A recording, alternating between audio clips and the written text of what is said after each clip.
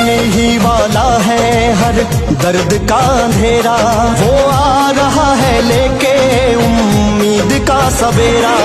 ढह जाएंगी अब सारी बेईमानी की दीवारें, होगा यहाँ पे फिर से सच्चाई का सवेरा।